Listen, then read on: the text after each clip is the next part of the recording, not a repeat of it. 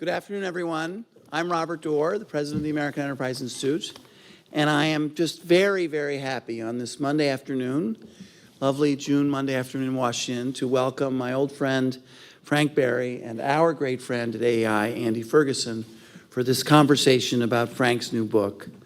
I have to say that I've known Frank a long time, and we are former colleagues, so there's a little bit of bias here, but I fess up to that.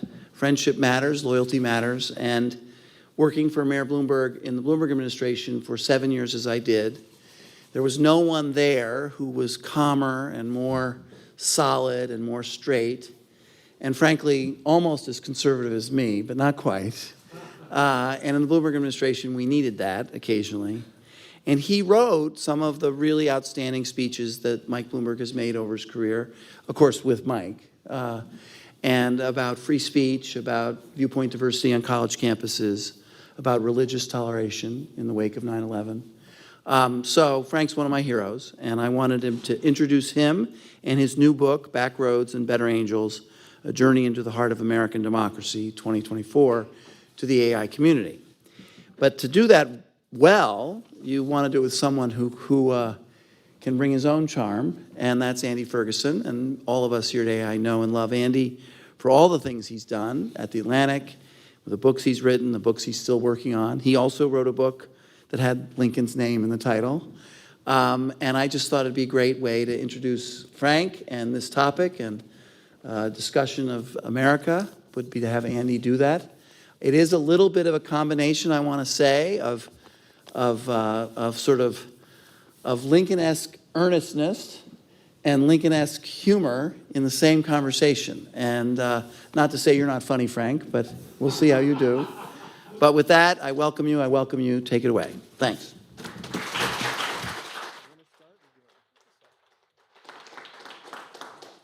Thank you for that introduction. I guess I'll go first. So you've worked with Robert for a number of years, so you've known him longer than most of us here. So my first question is, what is the single most embarrassing thing you can tell us about our boss? Yeah. Where would I start? That we wouldn't know. I don't know, you don't have to. No. Robert was an amazing colleague, really, in City Hall. We were lucky to have him, and in many ways reflected so much of the Bloomberg spirit. I mean, he mentioned that the Bloomberg administration was a mix of conservatives and liberals. He would say, I think rightly, probably more liberals than conservatives, but it was really important for Mayor Bloomberg to have both of those voices in the room arguing it out under the belief that that's going to lead to better policy. That's exactly what I was hoping you would say, of course. So the first thing that strikes me about the book is it's an amazing mix of genres, which is a word I don't know how to pronounce very well. Genres, styles of writing. It's part a travelogue. There's a lot of politics, some beautiful character sketches, tells an overarching story, but tons of little stories and tons of history. And so I guess my first question is, how did you decide to do it? Why did you decide to do it? When did you decide to do it?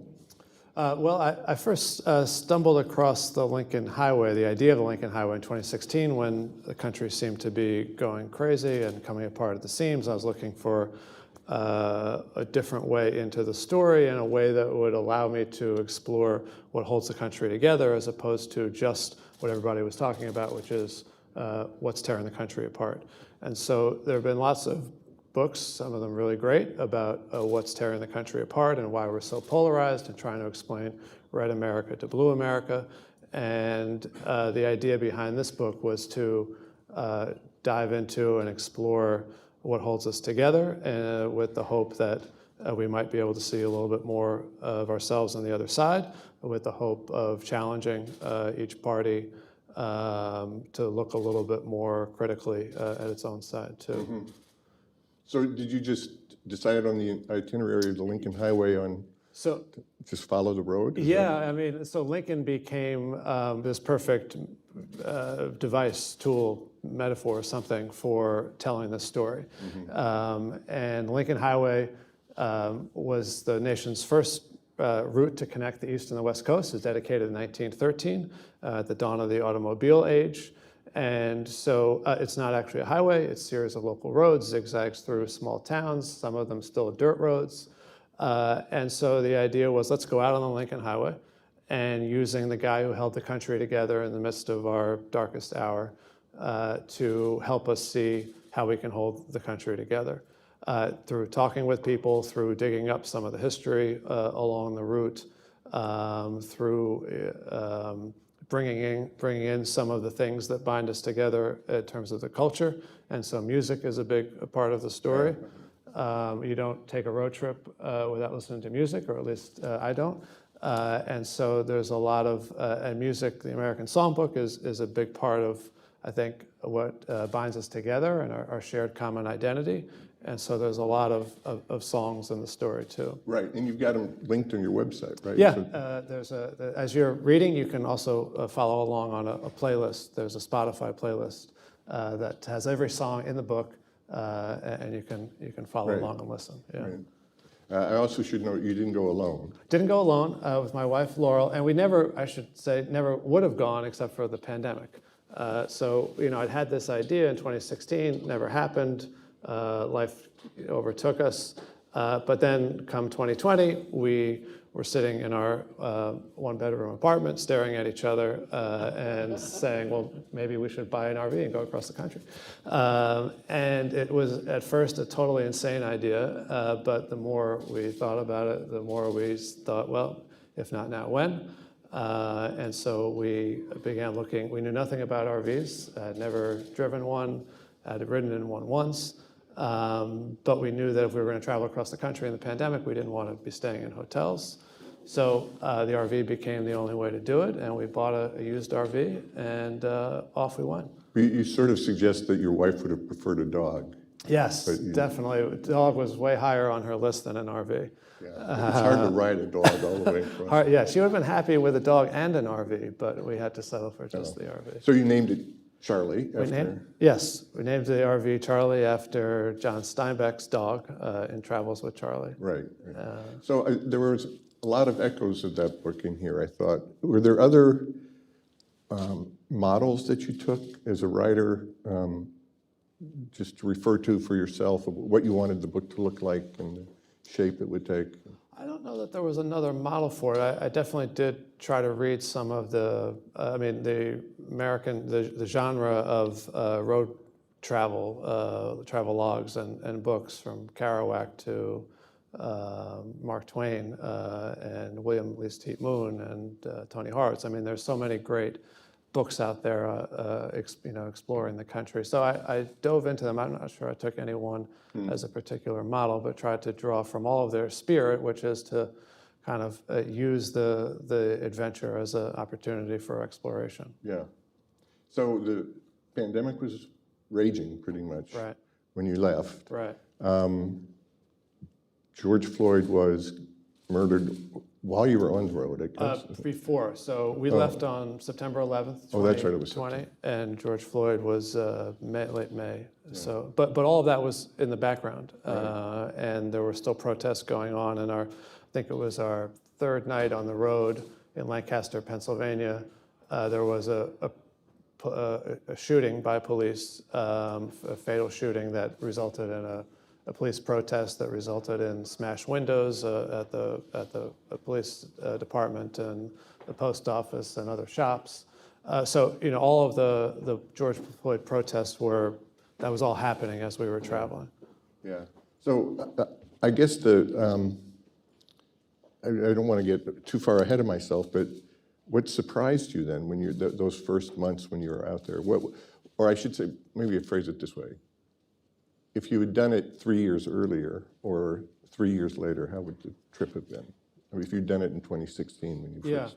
I think that all of the tensions that existed in 2016 had only increased by the time we were on the road. So we left September 11th. There was some, of course, significance to that day.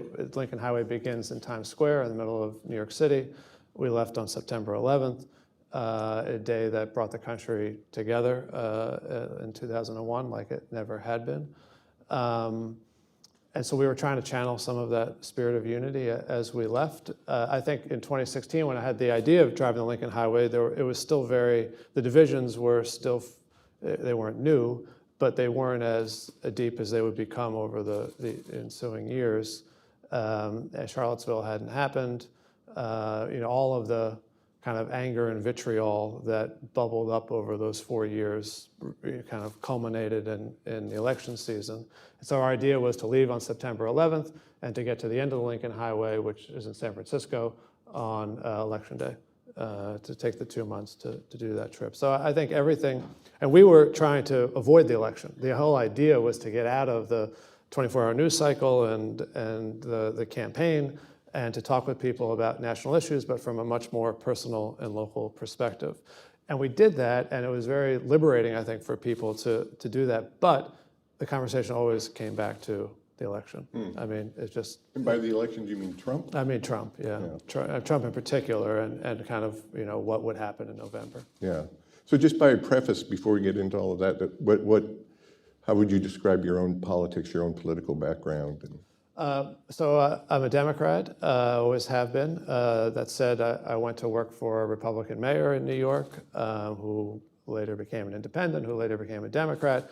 So I mentioned in the book that I've always taken to heart the line by John F. Kennedy that sometimes party loyalty asks too much. He said that privately, though, not publicly, because saying things like that publicly can cause you problems. But I've always tried to, I think Robert would attest to this too. Working in city government, there's a certain amount of pragmatism that is just part of the job. More so, I think, than being in a state legislature or in Congress. And so I saw fights between Democrats and Republicans in City Hall that, not on staff, I just mean in the city, it didn't make a lot of sense, that often weren't about policy. It was about power and political points and all of that. So I tried to bring that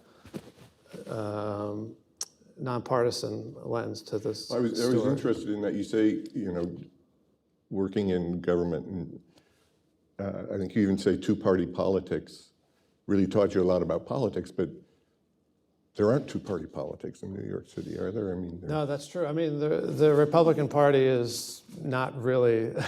So does everybody in a staff meeting just get together and agree with each other heatedly? Or? I would say that is what happened under our successor. When you hire only like-minded people, that's what you get. And the Bloomberg administration was different for trying to have a diversity of thought in the room. Yeah. So your phrase is patriotic pragmatism for how you summarize your view. And you say with that there are patriotic pragmatism encompasses three fundamental values, which you say you find in the Constitution and the Declaration: freedom, democracy, and equality. Do you see tension among those three, and how did that manifest itself in your conversations with people? Yeah, I think there has always been tensions in those three because people define them differently. And so we've got all men are created equal in the Declaration of Independence, but of course it didn't actually apply to lots of men, and it didn't apply to women. And so these are the arguments or the discussions that we've been having since the founding of the country. And it's part of what it means, I think, to be an American, to engage in these conversations and to examine these tensions that exist between equality and liberty and how they play out in democracy. Mm-hmm. And we're still having those debates. I mean, debates now around gender and other things. It's very much a natural extension of everything we've been doing for 250 years. Right. Doesn't make it easy, but it's part of who we are. Yeah, that's very interesting about the tension arises because people feel totally differently about what those. I mean, I watch MSNBC for my sins every once in a while, and whenever they use the phrase "our democracy," I want to turn off because what they mean by our democracy is our political agenda. Right. And I think when people talk about their great liberty and their liberty interest and their freedom, they mean the right to carry an AK-47 into a preschool or something. And Right. it just seems, because the definitions are so stridently different, it's very hard to get something going. Yeah, it's very hard. And so that's where this idea of patriotic pragmatism comes in, and the idea that it's okay to have these arguments, but we've also got to be able to place on key issues, or at least at key moments, be able to place country over party. And patriotic pragmatism means bringing reason and understanding to an argument, as opposed to rage and righteousness, which is what we get a lot more of today. And so it's another way of appealing to reason and the idea. There's a lot of Lincoln in the book, of course, Following the Lincoln Highway. But he's got this great line where he says, paraphrasing slightly, that especially in government, there's no such thing as something wholly good or wholly evil. They're almost always a compound of the two, and the trick is to figure out where the preponderance lies. And it's such a kind of obvious thing, I think, and yet so often a foreign concept to people who are engaged in an argument. And I think if you can, you can help people to recognize it a little bit more, it helps to lower the volume and to kind of get people to accept that they don't need to necessarily get 100% of what they're after. Well, but you seem to have seen a lot of that. I mean, one thing that struck me about the book is so many of the people you see aren't partisan in the sense that we think of it here in Washington. I mean, Right. They're not party people. Yeah. I mean, a lot of them end up being so. But can you give an example of or a couple of examples of people sort of coming to this realization that they're not necessarily on the opposite side of, they're not enemies, I guess. Yeah, they're not. Okay, so in South Bend, Indiana, I met with a woman who is a volunteer at an abortion clinic. And it was very hard to open an abortion clinic in South Bend, Indiana. They faced tons of opposition, but they did it. And at the end of it, a competing clinic, a pro-life clinic, opened across the street, and there was all this tension between them. And so the woman that I met with, April Ladinsky, reached out to the pro-life group and said, maybe we should talk about what's going on here, because you're protesting us. We think that's making women feel uncomfortable. Why don't we, sit down? So she invited them over to her house. And as she said, she over-prepared and she made cookies as a group of women. And she hoped that by doing this, that at the end of it, they'd be able to maybe inch towards some agreement on the issue. Maybe, in seeing each other's viewpoint a little bit differently, to be able to say, okay, well, we can agree on this. And in fact, she said, at the end of the conversation, they didn't agree on anything any more than they had going in. And she said, that's okay, because we found something else, which is that we liked each other. And they began developing this relationship, and they continued meeting, and they wrote this op-ed for the local paper. And her point was that in this process, they learned that the way to feel their way through this issue was not to think they were going to change the other person's mind, but to accept that this person has a genuinely held conviction, and this person has now become my friend, and I don't want to lose a relationship over politics. So she said, we got to prioritize the personal, the relationship over the politics. And I think there's a lot of truth in that. Mm-hmm. I guess when the rubber meets the road is if the state legislature starts to, I don't know, it wouldn't happen in Indiana, but let's say enforce restrictions on who can demonstrate outside an abortion clinic, Right. Or conversely having a 4-week ban or something. That so there's something about politics itself that kind of the practicality starts to divide people rather than just. Yeah, absolutely. I don't think she was being naive about they were both going to leave those meetings and go continue to advocate for what they Right. believe in. And so she wasn't under any illusion that they were going to stop advocating for abortion bans.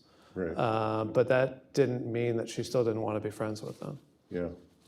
You have a lot about the South, because in your way back, and again, this is a very fraught time, to use the phrase. The statues have been coming down or are Right. coming down. It's after Charlottesville. Right. Were you surprised by anything you saw, the vehemence of it or the lack of vehemence? Or? I was surprised by the inscriptions on the statues, and I knew that they were going to be paeans to the Confederacy. But we saw, so we traveled after we finished the Lincoln Highway. We kept going because we didn't want to come back to New York City in the middle of the pandemic, and we were loving the RV. So we drove south to the Mexican border, and then east across the South and through the old Confederacy. And certainly beginning in Texas, but especially moving on from there, there's still lots of Confederate monuments dotting town squares and in front of courthouses all over the places that we visited. And what I did we'd often stop and I'd just look at what the inscription was. And the inscription, you could say, the argument around them is usually, defense of them is that it's honoring the soldiers.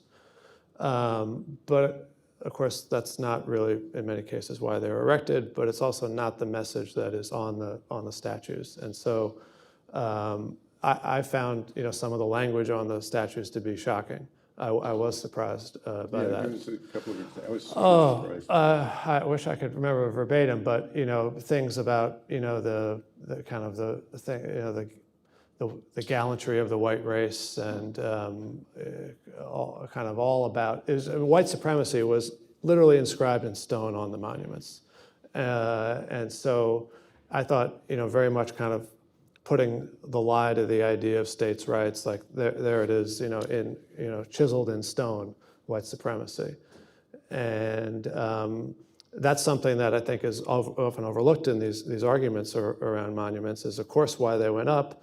But it's right there on the monument itself why it went up, right in plain language. Yeah, well, I've tried to. I'm ambivalent about all that stuff.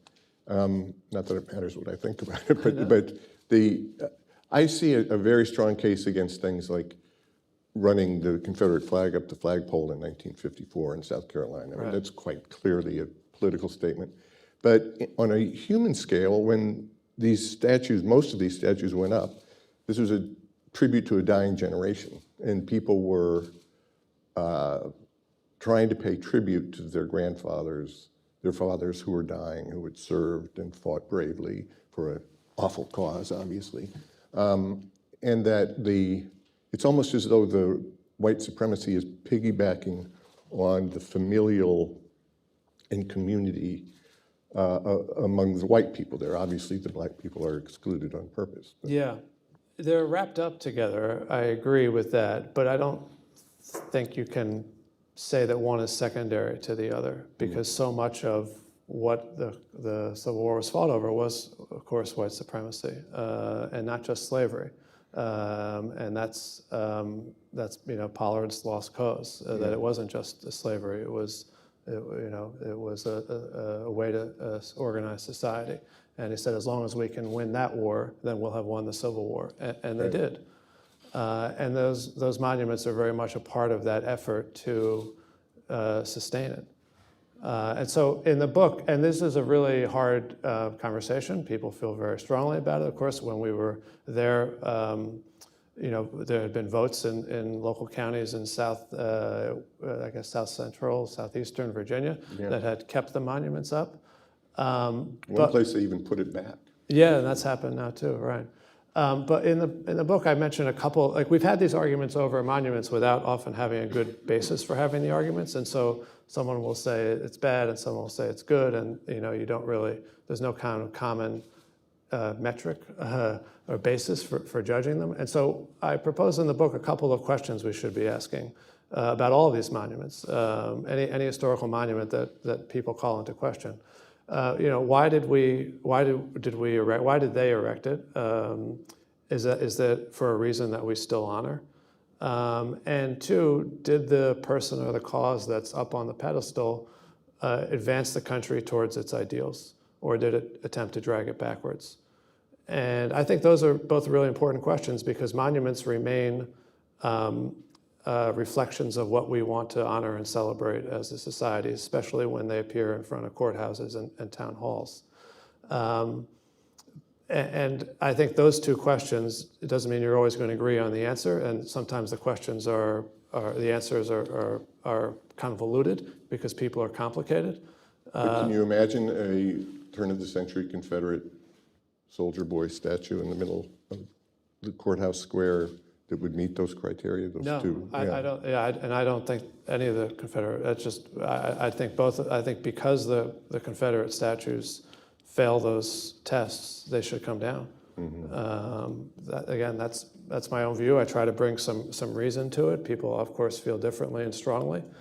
But part of the book is challenging people in both parties, but also challenging myths and recognizing that myths are a big part of how we understand ourselves. And the more that we just accept the myths that have been passed down to us from generation to generation without really looking more closely at them, whether it's the lost cause or others, then kind of the less service we're doing the nation. So that leads us to Lincoln.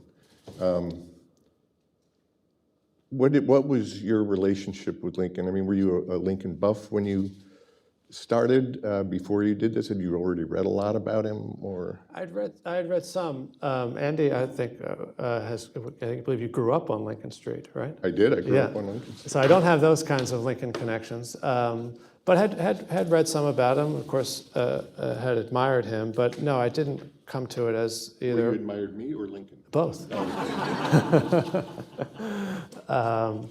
And so it was an education for me. As you know, there are about 15,000 books on Lincoln written, and so it certainly didn't cover the literature, but tried to absorb of him. Well, yeah, it seems to me you read very deeply and richly. You seem to have a. Well, the great thing about Lincoln is there's the best way to get to know him is the written record, I think. Yeah. And so the compendiums of speeches and letters that he left behind is an incredible way to get inside his head a little bit. Yeah. I've always said that. What's the greatest Lincoln book? The collected writings of Abraham Lincoln. I would agree. Yeah. But you do make the point that as great a hero as he was, by our lights, he's clearly a white supremacist, certainly a sexist, I guess, cisgendered, all kinds of things. How do you reconcile that? What is your own personal way of avoiding the mistake of presentism? Well, I tried to use the same test that Frederick Douglass did when he dedicated a statue here in Washington to Lincoln and to emancipation. And Douglass gave this really, I think, beautiful speech about Lincoln in which he said, this is, I think, about 10 years after the Civil War, in which he said, Lincoln was, he was a white man's president, and he was, this, that, and the other thing, all criticisms.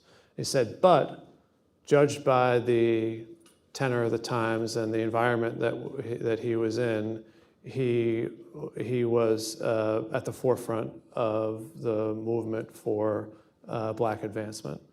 And that's the appropriate measuring stick. Did he lead, or did he try to pull the country back? And so that's the reason I bring that measurement in for statues. That's the way I look at Lincoln, and that's the way I think it's reasonable to look at any historical figure, is did they lead and push, or did they retrench and try to pull back? Well, among Lincoln obsessives, like me, there's always a raging debate of what Reconstruction would have looked like if John Wilkes Booth hadn't interfered.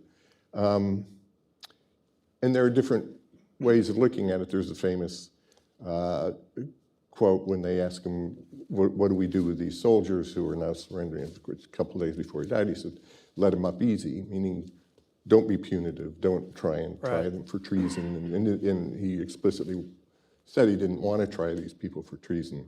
On the other hand, it seems clear that he was going to press for Negro suffrage.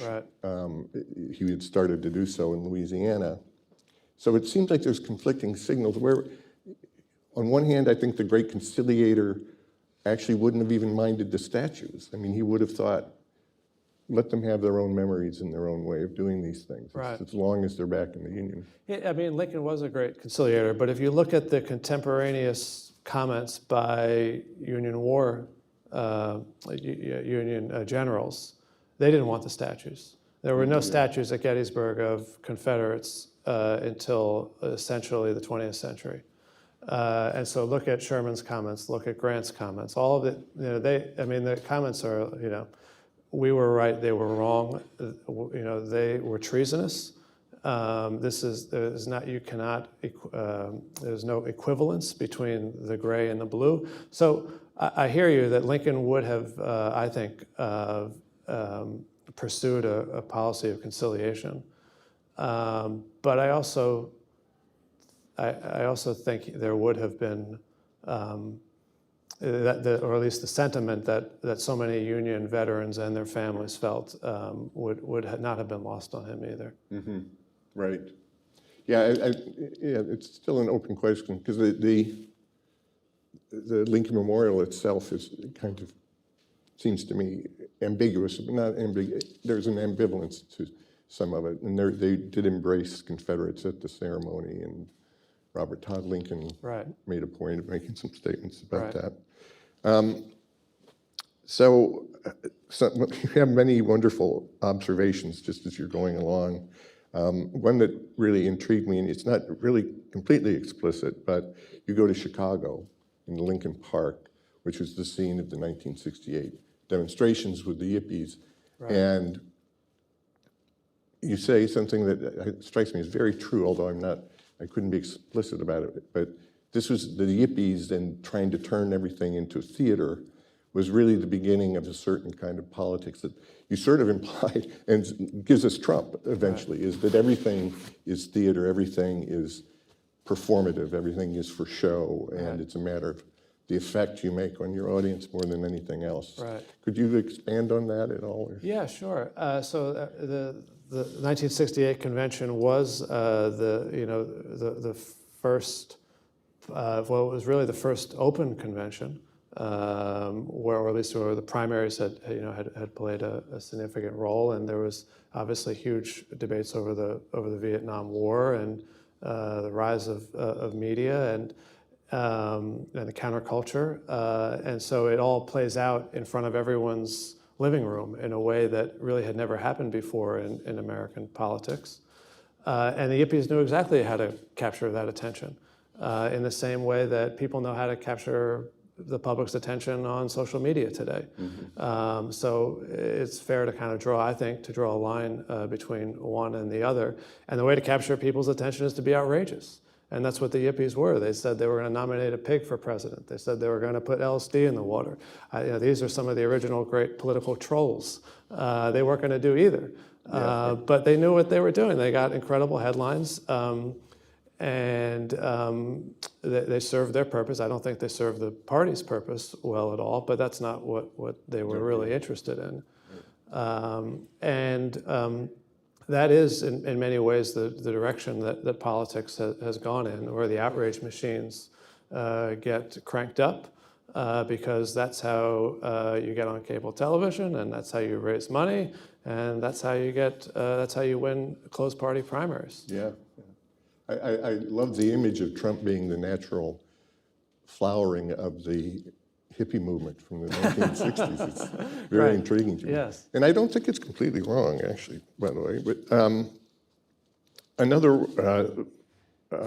interesting person you mentioned is Karen Walker, who you meet in Georgia, which is, at the time you're there, is still boiling from charges of voter suppression and so on. But she struck me as a particularly eloquent exemplar of the black conservative, which is someone you don't often meet. Could you tell her? Yeah, sure. So Karen Walker, I met her just north of Atlanta, and she had started this Facebook page called Black Conservatives for Truth. And what she said to me was, when I started it, I had all of these people coming out of the woodwork saying, oh, oh my goodness, thank you for doing this because I've been too afraid to speak up because of the criticism and blowback that they would get from their friends and family.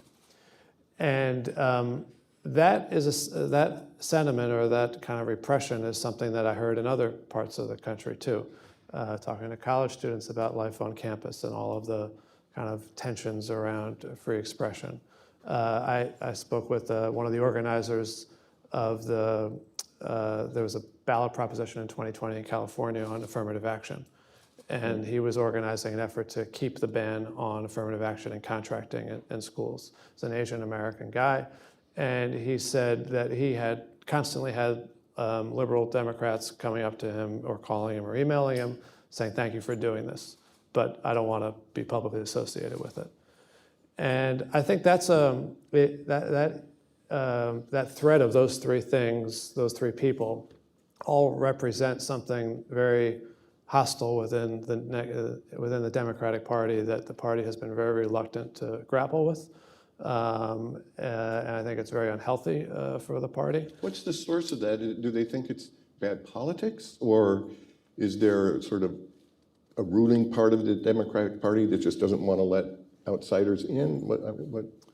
I think so much of politics today is infected by righteousness, and I think that's true of both parties. This is the way it manifests itself in the Democratic Party, particularly around matters of race. And so Karen Walker, who is black, was told versions of, how could you do this as a black person? That's totally counter to what a free-thinking society should believe in. So I don't know that I'd pin it on something within the Democratic Party so much as there's this kind of culture of, and you see it on social media, but you see it within both parties around the righteousness of if you're not with us, then we're gonna drive you out of the party. And we're going to, make your life miserable. We're going to try to cancel you. And it's happening on both sides at some point. Yeah. Is there a generational aspect to this? I mean, when you went around, were older people more inclined to live and let live, and younger people were more passionate, which is sort of what the cliche is, or was it the other? No, I don't think I would say that. I don't know that I would have noticed a kind of passion divide between ages. No, I think it really runs the gamut. How about class or socioeconomic status? One of the themes among pundits now is that the Democratic Party is becoming the party of wealthy elites, right? Mostly white, very liberal, coastal, and right. so on. And then the working classes are moving. This is the cliche at the moment. I'm really not sure how the numbers work on that. But did you see evidence of that? I mean, you weren't going to a lot of, Lakeshore Drive cocktail parties. No, and stuff. No, right, yeah.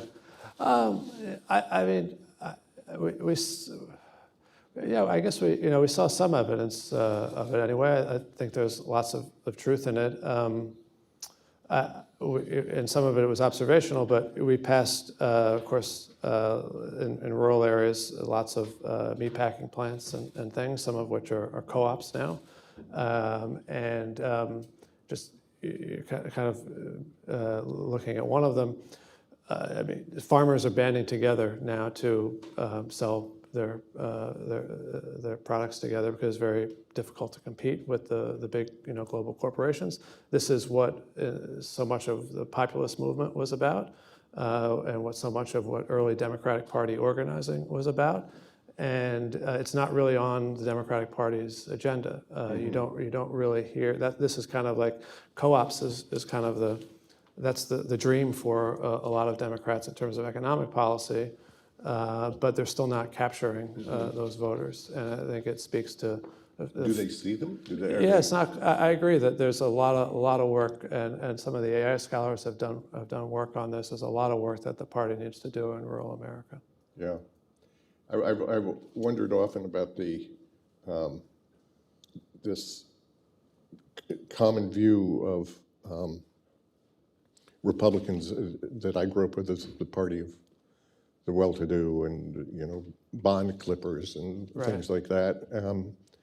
And it's one of those striking changes, I think, in my life watching politics, is that it's become the other way around to a large degree. Yeah.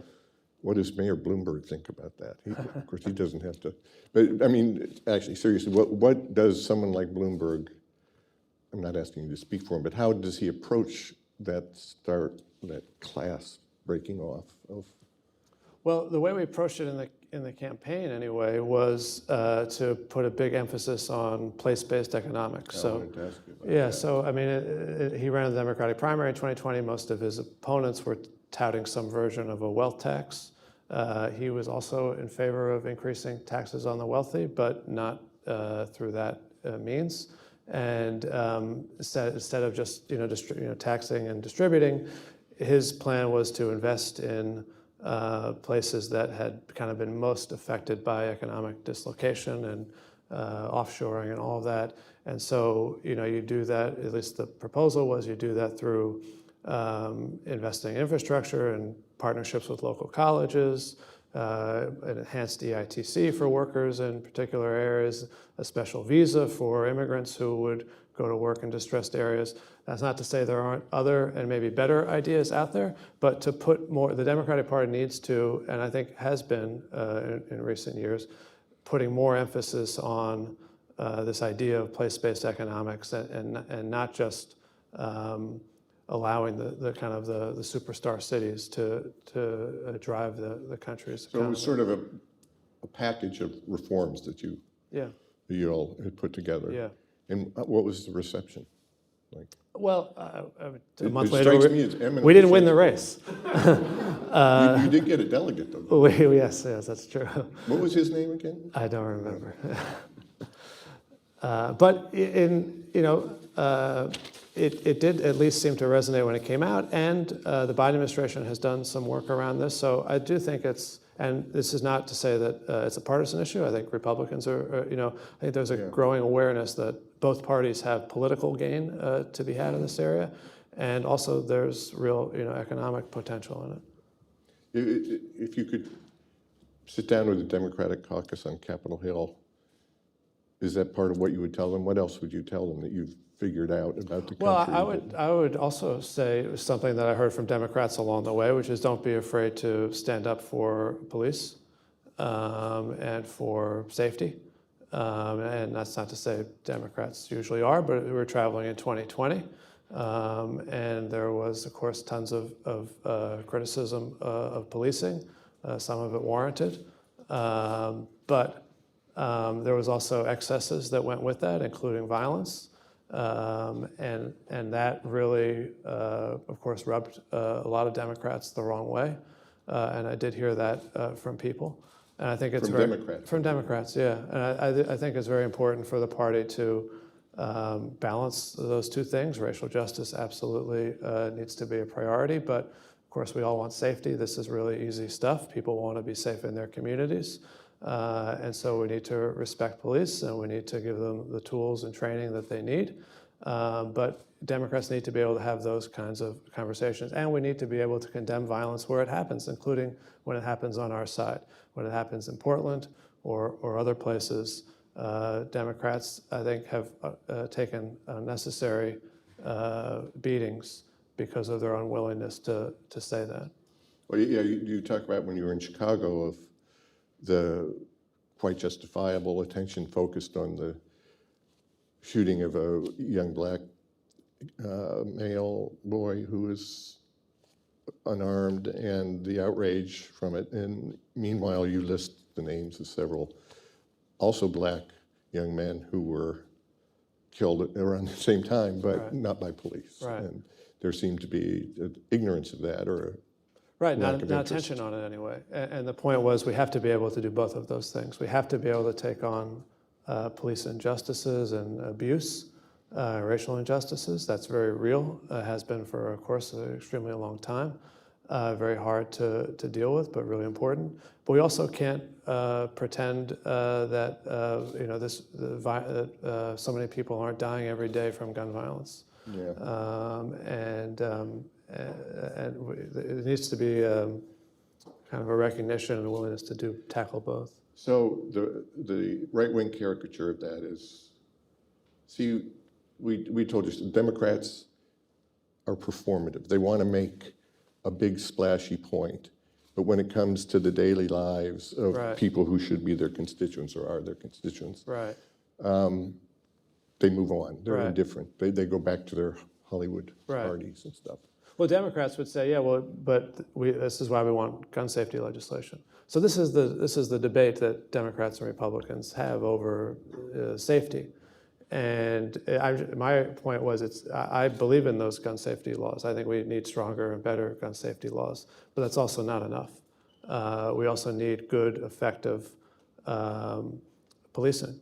And that I think if you talk to kind of any normal person in any community, they're going to say the same thing. This is that's not an ideological position, and it's something that Democratic leaders sometimes struggle to embrace because the base is more focused on the police and justice than they are on the everyday shootings.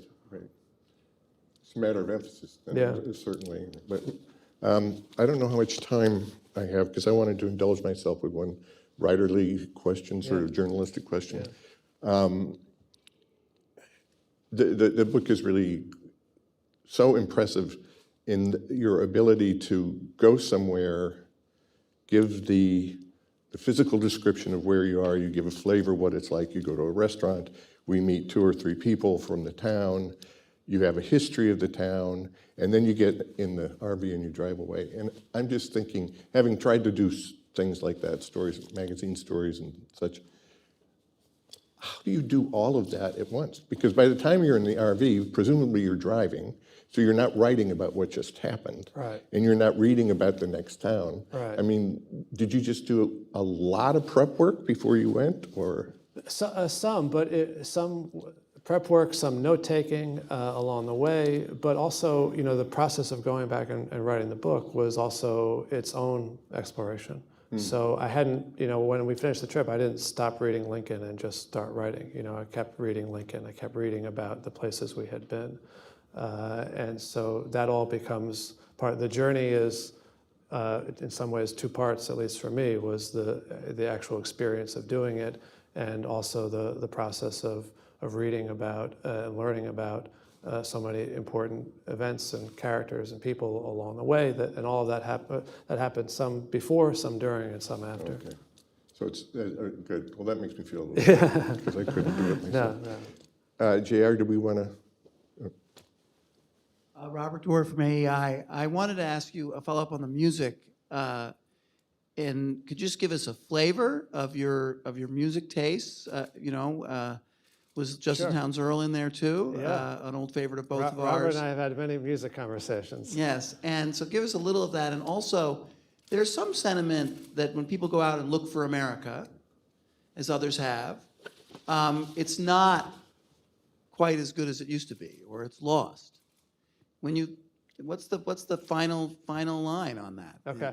So music-wise, try to reflect the incredible diversity of the country's music. So the Lincoln Highway begins a block away from where Woody Guthrie wrote "This Land Is Your Land." There's music that threads throughout the book that I think use music anyway to help tell the story.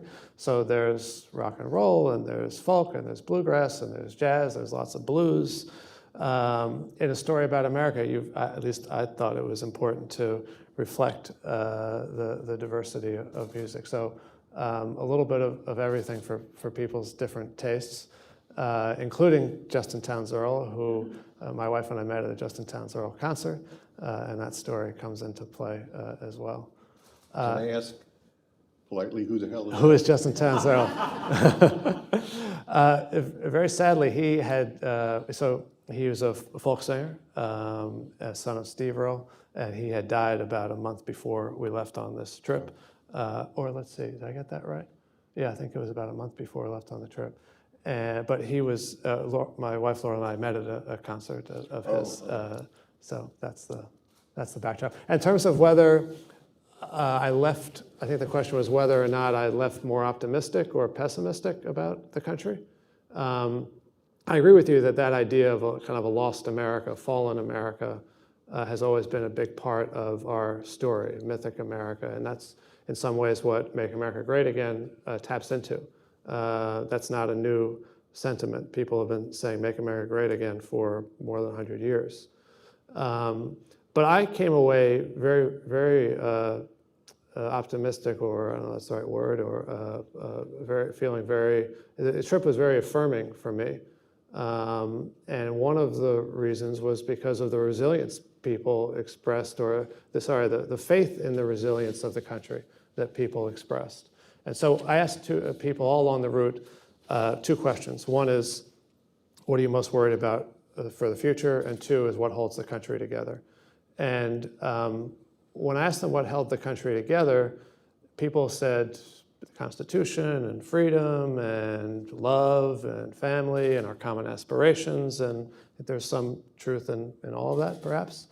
But it didn't really matter so much as there was a universal faith in the country's future, and everyone believed that we were going to get through it. The answer to the first question I asked, what do you worry most about, was the country's divisions. It wasn't China, it wasn't Russia, it wasn't terrorism, it wasn't nuclear war, it wasn't climate change.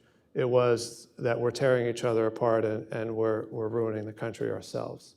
And so to hear them then say the second answer, which was this sense of faith that we were going to get through it, that we were going to overcome it, left me feeling very left me with a very healthy feeling about the country's future. Thank you. Andy, you have historically been very skeptical about this whole mushy-gushy, help Americans understand each other sort of work. Mushy-wushy is not my phrase. Well, 5 years ago, you were covering the convention of an organization incidentally called Better Angels, incidentally in St. Louis, which unfortunately Francis didn't pass through, it seems. Which you work for. Right? And I do, yes, that is my card. But the end quote of that article was, I believe, unfortunately, America is not a workshop. And I'm wondering how Francis's book, how Francis's exploration, how Francis's very similar, very good faith conversations with Americans around the country has influenced at all your opinion on whether this sort of work is good for anything. Oh, well, the piece, Better Angels, brings together people, and at the time I was writing about them, they use a psychotherapeutic model derived from marriage therapy, in which they get lefties and righties in a room, and then they do these various exercises and strategies. And I just thought that as a formal matter, it doesn't scale. But I took great hope from this book as well. And it's not something I was terribly surprised by, and I think people in Washington need to remind themselves of it, is this isn't the world. We deal with professional partisans and people who are paid to do it and sometimes make a lot of money at it. And you went out and actually talked to people who still subscribe to opposing ideas, but who aren't going to go to the death over it. And right. So I took away that same optimism you felt. That's encouraging. Yeah. Matt Continetti, AEI. I'm curious, what was the best meal you had Great on your question. trip? I would like to say we ate well, but we really didn't. It was a lot of hot dog stands and burgers and ice creams and things like that. But probably our favorite meal was in Wyoming, where we weren't eating in restaurants. It was the pandemic. We were trying to be careful. I was interviewing people all the time. I wanted to be respectful of that, of course. And so the CDC had said that there was a 3 times higher chance of getting COVID if you ate in restaurants. So we said this was very painful because one of the hardest things to do in the world is to drive cross country and not stop in greasy spoons. But we did occasionally break our rule, and one of the times was in Wyoming at this bison ranch. And my wife got the bison meatloaf, and I got a bison burger. They're both smothered in gravy, and there was a band playing, and it was everything we'd been missing. You know, I'm not surprised Continetti asked you about food, but there was one question I wanted to ask. You say on your way back, you stop in Alexandria, Virginia to see a friend, and you have a pizza Yes. that you say is the best pizza you've had outside of New York City, and Yes. knowing how New Yorkers are about pizza, but you don't name what the restaurant Yeah. is. Now, So now I'm maybe- blanking on the name of the restaurant. I've Man, forgotten. I Sorry. came all this way. Sorry. Sorry. Now, I will say it was a relatively low bar to say it was the best pizza we had on the trip. That's a New Yorker talking, yes.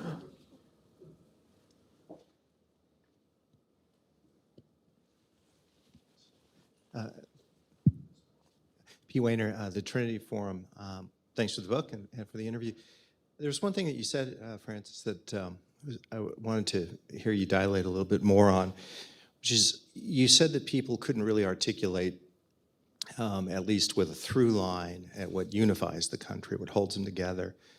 And what was most hopeful for you is the universal faith in the future.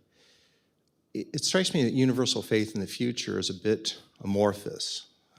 It doesn't really translate. It could be residual. It could be that's sort of in the American DNA.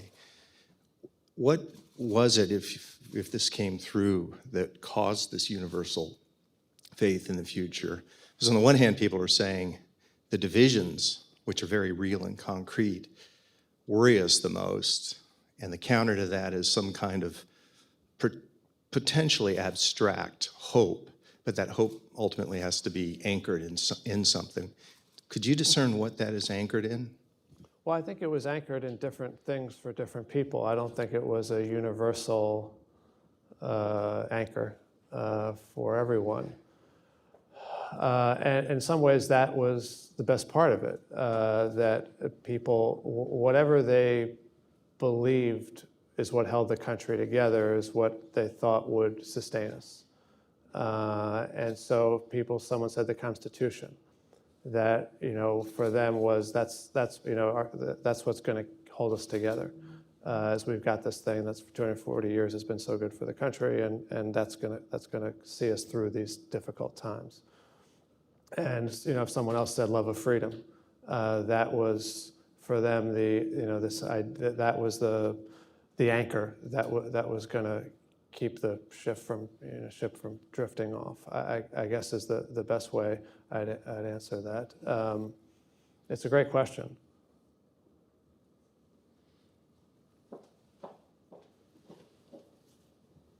Hi, Tunku Vardarajan from the AEI. I have a question which might seem odd. Did you have trouble ever getting people to understand what you were doing and what your mission was? Did you meet with incomprehension, or were people kind of energized to see you and to be asked the kinds of questions you were asking?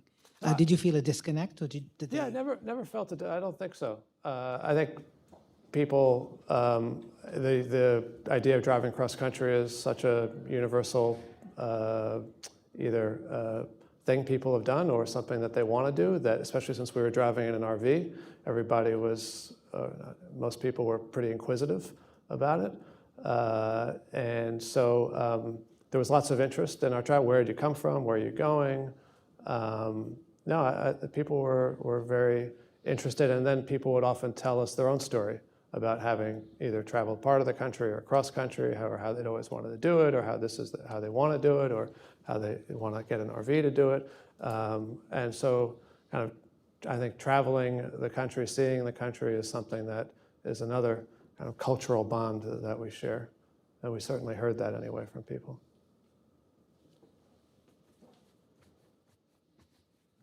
Thank you for being here. My name's Kali. I'm interning here. Interning here this summer, and I also live in Keenan Hall. So immediately went to your chapter on Notre Dame and skimmed that. And you talked with Father Jenkins about the history of Catholics, and specifically in South Bend, trying to appear patriotic. And Lincoln obviously famously invokes God in his writing. Both sides pray to the same God. But today there seems to be a sort of partisan divide in terms of religion, right? The rise of the religious right. has, some people argue, led to the rise of a secular left and a lot of disaffiliation on the left. So I'm curious what your observations were in terms of the role faith and religion play in both uniting and dividing Americans. Yeah, well, it definitely does. It certainly does both.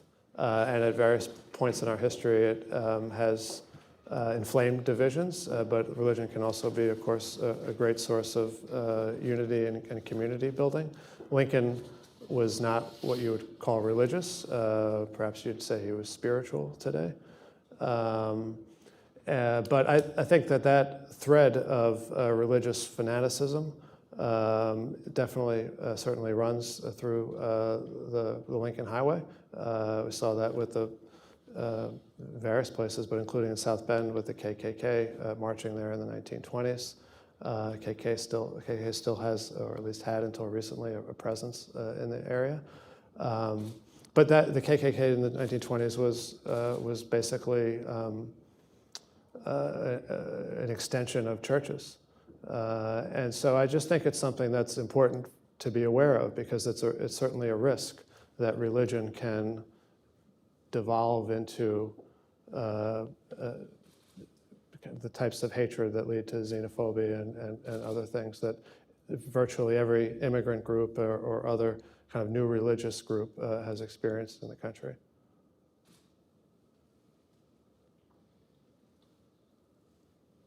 There's one up here.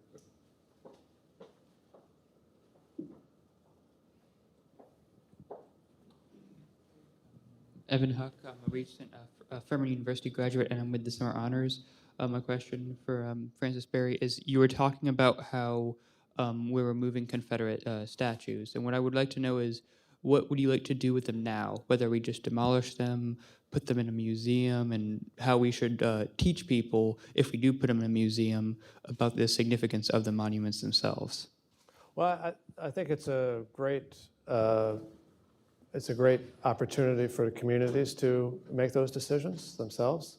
There's a group in Virginia that's called, I think, Statues into Plowshares, where they've melted down a couple of the statues and they're turning them into public art. That's one response, doesn't have to be the only response. But I think to the extent that the removal of a statue can lead to community conversations and education and healing, there are lots of different ways to get to that.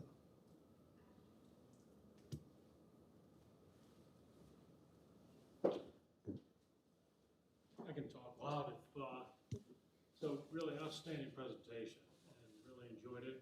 I'd love to know if there was a high point and a low point of the trip.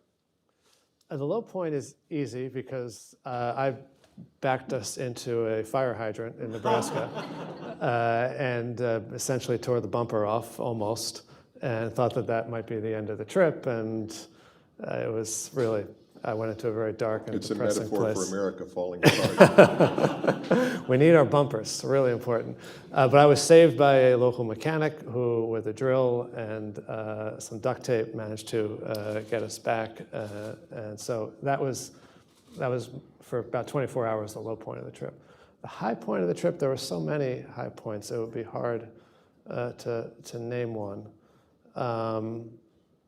That's a great question. I would say, actually, really making it to San Francisco and seeing the Pacific and standing on the beach. We built a fire on election eve when we reached San Francisco with some friends. And we had not, I had thought this whole trip was going to be me sitting by a campfire with a barbecue grill and a beer. But there was so much work that had to happen at nights and so much planning and writing that I didn't do that one single night on the trip. And so the last night, the night before the election, we finally get to San Francisco. We cross the Bay Bridge. We see the Pacific Ocean. We're standing on the beach with friends, and we're waiting for the election and watching a fire. So that was a pretty good highlight.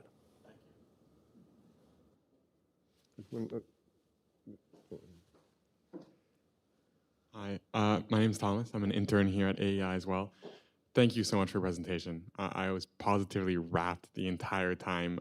I'm so curious in so many different aspects about this monumental project. It seems to me to be a profoundly personal, like soul-searching experience.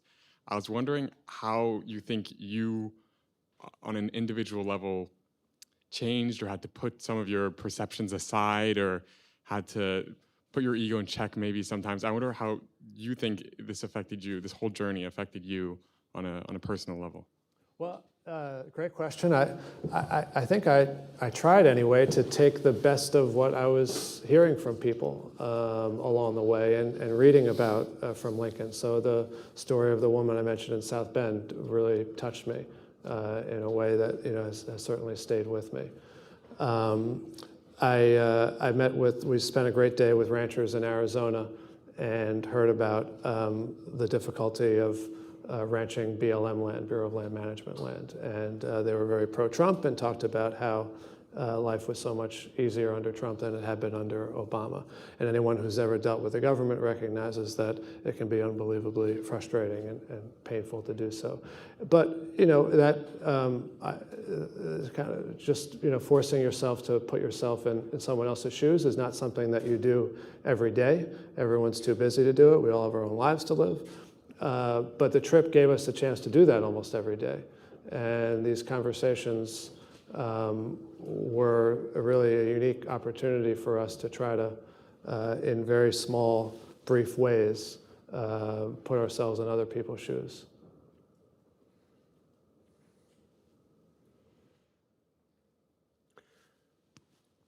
So does that mean whoopee, or? So I think that's a good way to end, and thank you everyone for coming. And Thank you very much.